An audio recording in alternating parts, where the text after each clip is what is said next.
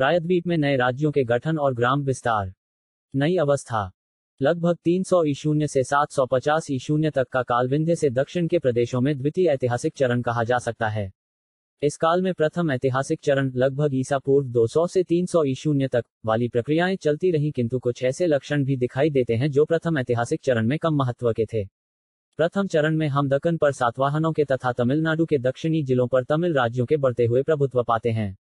उस काल में उत्तरी तमिलनाडु, दक्षिणी कर्नाटक, महाराष्ट्र तथा गोदावरी महानदी दोआब के शासक अपने क्षेत्रों से बाहर राजनीतिक सत्ता का दावा करते थे। उनके अपने राज्य नहीं थे। अब इन क्षेत्रों में तथा विदर्भ में भी 300 ईशून्य से 600 ईशून्य के बीच लगभग आधा दर्जन राज्य उदित हुए, जिनका पता हमें अनुदान पत्रों से चला है। कालक्रमेण 7वीं सदी के आरंभ तक कांची के पल्लव, बादामी के चालुक्य और मदुरै के पांड्य ये तीनों प्रमुख राज्यों के रूप में उदित हुए।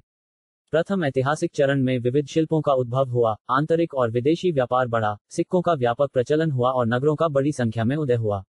द्वितीय चरण में आकर व्यापार, नगर और सिक्के तीनों का ह्रास प्रतीत होता है। ब्राह्मणों के लिए कर मुक्त भूमि का अनुदान भारी संख्या में दिखाई देता है, जो इस चरण का प्रमुख लक्षण है। भूमि अनुदानों से सिद्ध होता है कि अनेक नए नए क्षेत्र खेती में और लोगों को बसाने में लगाए गए। अतः इस काल में कृषि अर्थव्यवस्था का भारी विस्तार हुआ। इस चरण में हम ब्राह्मण धर्म की जय यात्रा भी देखते हैं। प्रथम चरण में हमें आंध्र और महाराष्ट्र दोनों प्रदेशों में बड़े बड़े बौद्ध स्मारक मिलते हैं। कई गुहा अभिलेख शायद इस बात का संकेत देते हैं कि जैन धर्म और बौद्ध धर्म भी तमिलनाडु के दक्षिणी जिलों में फैले थे। लेकिन अब जैन धर्म सिमटकर कर्नाटक में ही रह गया। सामान्यतः सारे प्रायद्वीप में राजाओं द्वारा किए गए वैदिक यज्ञों के उदाहरण भारी संख्या में पाते हैं। इस अवस्था में तमिलनाडु में पल्लवों और कर्नाटक में बादामी के चालुक्यों के शासन में शिव और विष्णु के प्रस्तर मंदिरों का निर्माण भी आरंभ हुआ। द्वितीय चरण में प्रवेश करते ही दक्षिण भारत महापाषाणों का क्षेत्र नहीं रह गया, और इस चरण का अंत आते आते हमें ऐसी गतिविधि दिखाई देने लगती है जिसने इसे मंदिरों का क्षेत्र बना दिया। शासक वर्ग और साक्षर वर्ग की भाषा में परिवर्तन आया। अगर आंध्र और कर्नाटक में पाए गए अशोक के अभिलेख छोड़ भी दिए जाएं तो ईसा पूर्व 2वीं सदी और ईसा की 3री सदी के बीच के लगभग सभी अभिलेख प्राकृत भाषा में हैं। तमिलनाडु में मिले ब्राह्मी अभिलेख में भी प्राकृत के शब्द हैं, किंतु लगभग 400 ईशून्य से इस प्रायद्वीप में संस्कृत राजभाषा हो गई और अधिकांश शासनपत्र सनद संस्कृत में ही मिलते हैं। दक्कन और दक्षिण भारत के राज्य। उत्तरी महाराष्ट्र और विदर्भ बेरार में सातवाहनों के स्थान पर स्थानीय शासक वाकाटकों ने प्रभुत्व जमाया। वाकाटकों ने, जो स्वयं ब्राह्मण थे, ब्राह्मणों को खूब भूमि अनुदान दिए। इन अनुदानों के प्रमाण उनके द्वारा जारी किए गए अनेक ताम्रपत्रों में मिलते हैं। इन्हीं ताम्रपत्रों से वाकाटक प्रकाश में आए। वे ब्राह्मण धर्म के महान पक्षधर थे। उन्होंने अनेकों वैदिक यज्ञ किए। उनका राजनीतिक इतिहास जितना दक्षिण भारत के लिए महत्वपूर्ण है, उससे अधिक उत्तर भारत के लिए है।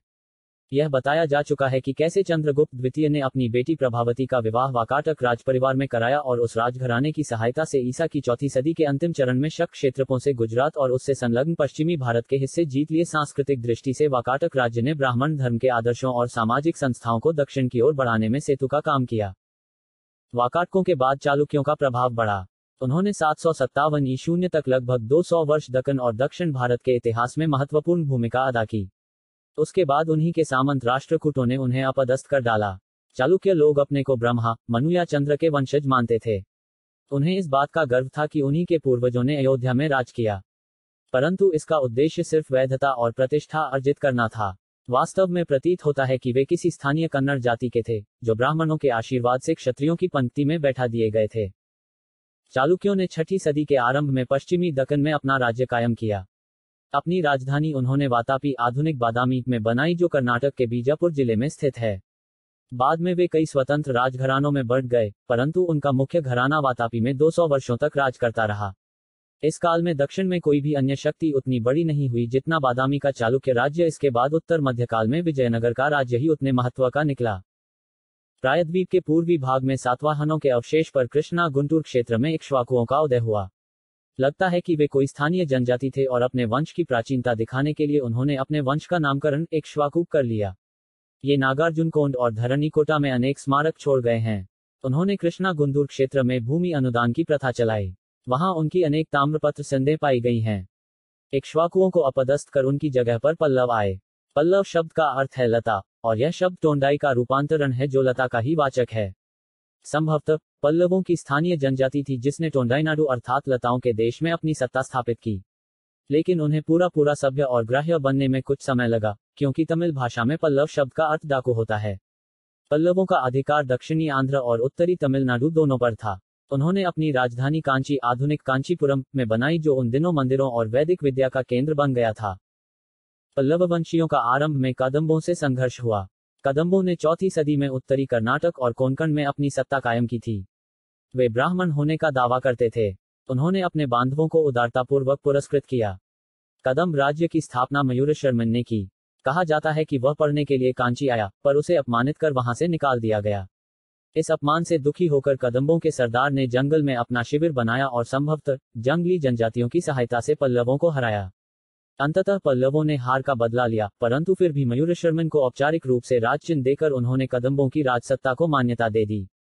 कहा जाता है कि मयूरशर्मन ने 18 अश्वमेध यज्ञ किए और ब्राह्मणों को असंख्य गांव दान में दिए। कदंबों ने अपनी राजधानी कर्नाटक के उत्तरी कैनरा जिले में वैजंतिया बनवासी में बनाई।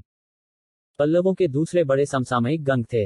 उन्होंने 4वीं सदी के आसपास दक्षिणी कर्नाटक में अपना शासन कायम किया। उनका राज्य पूर्व में पल्लवों के राज्य और पश्चिम में कदंबों के राज्य के बीच में था। वे पश्चिमी गंग या माइसौर के गंग कहलाते हैं, क्योंकि पूर्वी गंग इनसे भिन्न थे और वे 5वीं सदी से कलिंग में शासन करते थे। अधिकांश समय तक पश्चिमी गंग पल्लवों के सामंत रहे। उनकी सबसे पहले की राजधानी कोलार में थी, जहां सोने की खान होने के कारण इस राजवंश का उत्थान आसान हुआ होगा। पश्चिमी गंग राजाओं ने भूमि अनुदान अधिकतर जैनों को दिया। कदम सजाओं ने भी जैनों को दान दिया, पर वे ब्राह्मणों की ओर अधिक झुके थे। पल्लवों ने बहुत सारे कर मुक्त ग्रामदान अधिकांश ब्राह्मणों को दिए। हमें आरंभिक पल्लवों के 16 भूमि अनुदान पत्र मिले हैं। उनमें से कुछ, जो अधिक पुराने लगते हैं, पत्थर पर प्राकृत भाषा में खुदे हैं, लेकिन अधिकांश संस्कृत भाषा में ताम्रपत्रों पर खुदे हैं। जो गांव ब्राह्मणों को दिए गए वे राज्य को मिलने वाले सभी करों से और बेगार श्रमकर से मुक्त थे। इसका अर्थ हुआ कि ये सभी पावने दानग्राही ब्राह्मण अपने भोग के लिए वसूल सकते थे। 14वीं सदी के एक पल्लव अनुदान पत्र में तो ब्राह्मणों को दी जाने वाली उन्मुक्तियों या सुविधाओं की संख्या 18 तक पहुंचा दी गई है। वे भूमिकर चुकाए बिना, बेगार दिए बिना, नगर के राजकीय अधिकारियों को रसद पहुंचाए बिना और राजकीय सिपाहियों और एजेंटों द्वारा किसी हस्तक्षेप के बिना अनुदान की संपत्ति का उपभोग कर सकते थे। पल्लव, कदम, बादामी के चालुक्य और उनके अन्य समसामयिक शासक वैदिक यज्ञ के प्रबल समर्थक थे। उन्होंने अश्वमेध और वाजपेय यज्ञ किए, जिससे न केवल राजा की हैसियत को वैधता मिली और प्रतिष्ठा बढ़ी, बल्कि पुरोहित वर्ग की आय में भी काफी वृद्धि हुई। इस प्रकार ब्राह्मण किसानों के बूते पर संपन्न वर्ग में आ गए, क्योंकि एक ओर वे किसानों से सीधे कर वसूलते थे और दूसरी ओर प्रजा से राजा द्वारा वसूले गए राजस्व की राशि से भी दान दक्षिणा के रूप में अच्छा खासा अंश प्राप्त कर लेते थे। यद्यपि 300 ईशून्य और 750 ईशून्य के बीच राज्य के गठन और कृषि विस्तार में प्रगति हुई, तथापि इस विषय में बहुत कम जानकारी मिलती है कि चोल, चेर और पांड्य राज्यों के पतन के बाद प्रायद्वीप के सिरे वाले क्षेत्र में क्या हाल हुआ। एकमात्र महत्वपूर्ण घटना है 6वीं सदी में कलभरों के नेतृत्व में हुआ विद्रोह। इसका असर में पल्लवों पर तथा उनके समकालीन पड़ोसियों पर पड़ा। कलभरों को दुष्ट राजा कहा गया है। उन्होंने अनेकानेक राजाओं को उखाड़ फेंका और तमिलिक क्षेत्र पर अपना कब्जा जमा लिया। उन्होंने बहुत सारे गांवों में ब्राह्मणों को मिले ब्रह्मदेय अधिकारों को खत्म कर दिया। लगता है कि कल बौद्ध धर्म के अनुयायी थे, क्योंकि उन्होंने बौद्ध विहारों का संपोषण किया था। कलों का विद्रोह इतना व्यापक हो गया था कि उसको पांड्यों, पल्लवों और बादामी के चालुक्यों के संयुक्त प्रयास से ही दबाया जा सका। ऐसा कहा जाता है कि कलभरों ने चोल, पांड्य और चेर राजाओं को बंदी बना लिया। इन सबों से यही प्रकट होता है कि इस विद्रोह ने विशाल रूप धारण कर लिया था और तमिल देश के बाहर इसका असर पहुंचा। अनुदान में दी गई भूमि पर ब्राह्मणों के अधिकार को खत्म करने वाले कलभरों के विरुद्ध इन राजाओं के एकजुट होने का अर्थ यह है कि वह विद्रोह दक्षिण भारत के तत्कालीन सामाजिक और राजनीतिक व्यवस्था के खिलाफ उठा था। कलनों के विद्रोह से पता चलता है कि 300 ईशून्य से 500 ईशून्य के बीच ब्राह्मणों को कुछ भूमिदान सुदूर दक्षिण के राजाओं ने दिए थे। संगम ग्रंथों में कहा गया है कि राजा वीरता के लिए योद्धाओं को गांव देते थे। इन भूमिदानों के फलस्वरूप पल्लवों के अधीन 3वीं सदी के अंत से दक्षिणी आंध्र और उत्तरी तमिलनाडु में कृषि विस्तार को बढ़ावा मिला होगा। संभवतः सुदूर दक्षिण के कुछ राज्यों में भी यह प्रक्रिया चली होगी। पल्लव चालुक्य संघर्ष 6वीं सदी से 8वीं सदी तक प्रायद्वीपीय भारत के राजनीतिक इतिहास का मुख्य आकर्षण है कांची के पल्लवों और बादामी के चालुक्यों के बीच प्रभुसत्ता को लेकर। इस संघर्ष में तीसरे दल के रूप में पांड्य भी उलझ गए थे, पर वे कमजोर संघर्ष थे और उनका राज्य तमिलनाडु और तिन्नेवेली जिले में थे। यद्यपि पल्लव और चालुक्य दोनों ब्राह्मण धर्म के समर्थक थे और दोनों ने वैदिक यज्ञ किए और ब्राह्मणों को अनुदान दिया, तथापि दोनों के बीच लूटपाट, प्रतिष्ठा और क्षेत्रीय संसाधनों को लेकर झगड़े हुए। दोनों ने कृष्णा और तुंगभद्रा के दोआब पर प्रभुत्व जमाने की चेष्टा की। उत्तर मध्यकाल में यह दोआब विजयनगर और बहमनी राज्यों के बीच झगड़े का कारण बन गया। बार बार पल्लव राजाओं ने तुंगभद्रा नदी पार करने की कोशिश की, जो नदी अनेक राज्यों और सुदूर दक्षिण के बीच प्राकृतिक ऐतिहासिक सीमा थी। यह संघर्ष उतार चढ़ाव के साथ लंबी अवधि तक चलता रहा। इस लंबे संघर्ष के क्रम में पहली महत्वपूर्ण घटना परम प्रसिद्ध चालुक्य राजा पुलकेशिन द्वितीय 609-642 ईशून्य के शासनकाल में घटी। उसके बारे में जानकारी उसके ऐहोल अभिलेख से मिलती है, जिसमें उसके दरबारी कवि रविकीर्ति द्वारा रचित उसकी प्रशस्ति गुणवर्णन उत्कीर्ण है। यह प्रशस्ति उस काल की काव्य कला का उत्कृष्ट नमूना है और अतिरंजनों के बावजूद पुलकेशिन की जीवनी जानने का मूल्यवान स्रोत है। अभिलेख बतलाता है कि उसने कदंबों की राजधानी बनवासी को अपने अधीन कर लिया और कर्नाटक के गंगवंशियों को अपनी प्रभुसत्ता स्वीकार करने पर मजबूर किया। उसने नर्मदा के किनारे हर्ष की सेना को हराकर उसे दक्कन की ओर बढ़ने से रोक दिया। पल्लवों के साथ लड़ते लड़ते वह पल्लव राजधानी के पास तक पहुंच गया, परंतु पल्लवों ने पुलकेशिन द्वितीय को अपना उत्तरी प्रांत देकर उसके साथ संधि कर ली। पुलकेशिन द्वितीय ने 610 ईशून्य के आसपास कृष्णा और गोदावरी का दोअब पल्लवों से छीन लिया। यह दोअब वैंगी प्रांत के नाम से प्रसिद्ध हुआ। यहाँ पर मुख्य राजवंश की एक शाखा स्थापित की गई जो वैंगी का पूर्वी चालुक्य राजवंश कहलाने लगी। परंतु पल्लवों के राज्य पर पुलकेशिन का दूसरा हमला विफल रहा और पल्लव राजा नरसिंहवर्मन 630-668 ईशून्य ने चालुक्य राजधानी वातापी पर लगभग 642 ईशून्य में कब्जा कर लिया। उस समय पल्लवों से युद्ध करते हुए पुलकेशिन द्वितीय शायद मारा गया। नरसिंहवर्मन ने वातापी कोंड अर्थात वातापी विजेता की उपाधि धारण की। कहा जाता है कि उसने चोलों, चेरों, पांड्यों और कलब्रों को भी पराजित किया। 7वीं सदी के अंतिम भाग में यह संघर्ष कम गया, लेकिन 8वीं सदी के पूर्वार्ध में फिर जाग उठा। कहा जाता है कि चालुक्य राजा विक्रमादित्य द्वितीय 733-45 ईशून्य ने कांची को 3 बार रौंदा। उसने 740 ईशून्य में पल्लवों को पूरी तरह पराजित कर दिया। उसको विजय ने सुदूर दक्षिण में पल्लवों के प्रभुत्व को समाप्त कर दिया। यद्यपि वह राजवंश उसके बाद भी 100 वर्ष तक चलता रहा, लेकिन चालुक्य राजा पल्लवों पर अपनी विजय का फल अधिक दिनों तक भोग नहीं पाए, क्योंकि 757 ईशून्य में राष्ट्रकूटों ने उनके प्रभुत्व का अंत कर दिया। मंदिर यज्ञानुष्ठानों के अलावा ब्रह्मा, विष्णु और शिव की पूजा लोकप्रिय होती गई। विष्णु और शिव की पूजा प्रमुख बन गई। 7वीं सदी से आलवार संतों ने वैष्णव संप्रदाय को फैलाया और नायननार संतों ने शैव संप्रदाय को दक्षिण भारत के लोगों के धार्मिक जीवन में भक्ति मार्ग प्रधान बन गया तथा आलवारों और नायननारों ने इस मार्ग को फैलाने में बड़ा योगदान किया। पल्लव राजाओं ने 7वीं और 8वीं सदियों में अपने आराध्य देवताओं की प्रतिमा स्थापित करने के लिए बहुत सारे प्रस्तर मंदिर बनवाए। इनमें सबसे प्रसिद्ध हैं रथ के रूप में 7 मंदिर जो चेन्नई से 65 किलोमीटर दूर महाबलीपुरम में पाए गए हैं। इनका निर्माण 7वीं सदी में नरसिंहवर्मन ने कराया था, जिसने प्रसिद्ध बंदरगाह शहर महाबलीपुरम या मामल्लपुरम की स्थापना की। यह नगर अपने तट मंदिर के लिए भी प्रसिद्ध है, जो किसी चट्टान को काटकर नहीं, बल्कि स्वतंत्र संरचना के रूप में खड़ा किया गया है। इसके अतिरिक्त पल्लव राजाओं ने अपनी राजधानी कांची में भी ऐसे कई मंदिरों का निर्माण किया। 8वीं सदी में बना कैलाशनाथ मंदिर इसका अच्छा उदाहरण है। बादामी के चालुक्य राजाओं ने भी 610 ईशून्य और उसके बाद ऐहोल में अनेक मंदिर बनवाए। ऐहोल में तो मंदिरों की संख्या 70 तक पहुंच गई। मंदिर निर्माण का काम बगल के बादामी और पट्टदकल नगरों में भी जारी रहा। पट्टदकल में 7वीं 8वीं सदियों में बने 10 मंदिर हैं।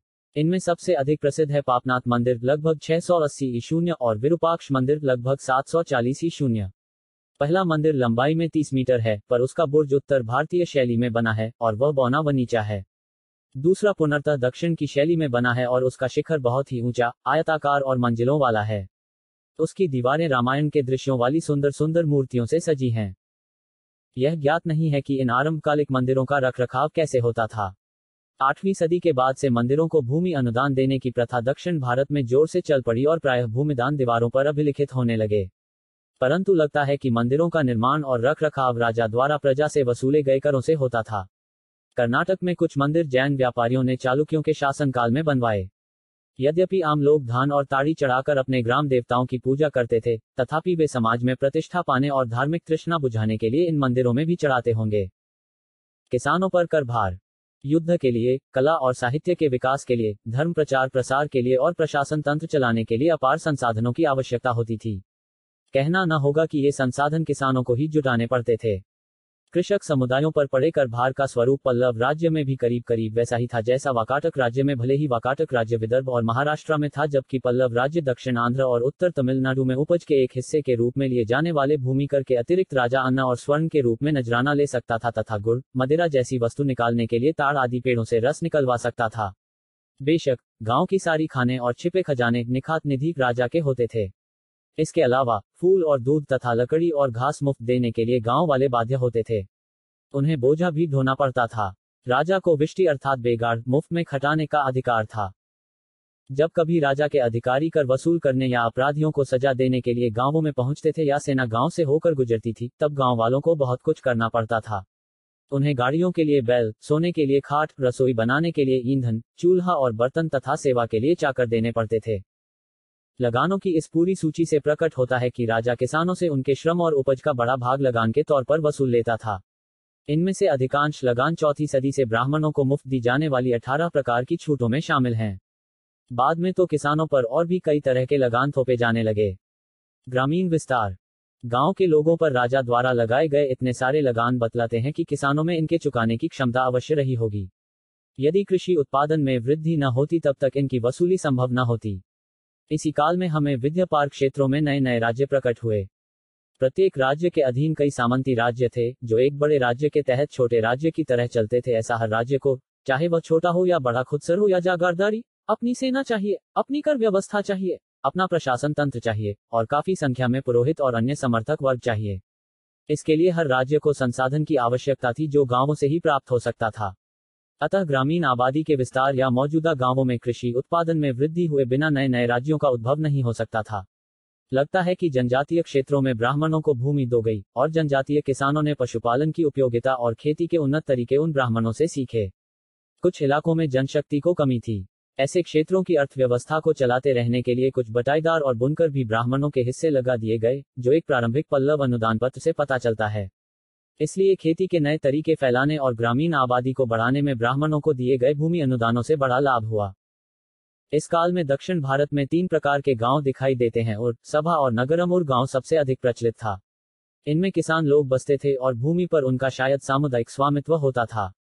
ऐसे गांव में ग्राम प्रधान का कर्तव्य था कि गांव वालों से कर की वसूली करके उनकी ओर से चुकाए। ऐसे गांव अधिकतर दक्षिणी तमिलनाडु में पाए जाते थे। सभा कोटि के गांव में ब्रह्मदेय अर्थात ब्राह्मणों को दिए गए गांव और अग्रहार पड़ते थे। अग्रहार गांवों में भूमि पर दानभोगी ब्राह्मणों का व्यक्तिगत स्वामित्व होता था, पर उनके कामकाज सामूहिक होते थे। नगरम कोटि के गांव में व्यापारियों और वणिकों का मिला जुला वास होता था और उन्हीं का दबदबा चलता था। ऐसे गांव संभवतः इसलिए बसे क्योंकि व्यापार में गिरावट आए और वणिक लोग गांवों की ओर चल पड़े। चालुक्य क्षेत्रों में गांव की कार्य व्यवस्था गांव के श्रेष्ठ जन करते थे, जो महाजन कहलाते थे। कुल मिलाकर 300 से 750 ईशून्य को अवधि में ग्रामीण विस्तार, ग्रामीण संगठन और भूमि के उपयोग की अच्छी झलक मिलती है। सामाजिक ढांचा। हम इस काल में विकसित सामाजिक ढांचे की स्थूल रूपरेखा प्रस्तुत कर सकते हैं। समाज पर राजाओं और पुरोहितों का दबदबा था। राजा लोग ब्राह्मण या क्षत्रिय होने का दावा करते थे, जबकि उनमें कई स्थानीय जातियों के सरदार थे जिन्हें ब्राह्मणों ने दान के बदले द्वितीय वर्ण का दर्जा दिया था। पुरोहितों ने उन राजाओं की प्रतिष्ठाजनक वंशावलियां गढ़ी और उनका मूल प्राचीन सूर्य और चंद्र वंशों से जोड़ा। इस तरह नए शासकों ने प्रजा की नजर में राजा के रूप में अपनी मान्यता और वैधता स्थापित की। पुरोहितों में अधिकांश ब्राह्मण ही थे, हालांकि जैन और बौद्ध भिक्षुओं को भी इसी में स्थान मिलना चाहिए। 300-750 ईशून्य की अवधि में पुरोहितों ने भूमिदान के बल पर अपना प्रभाव और प्रभुत्व जमाया।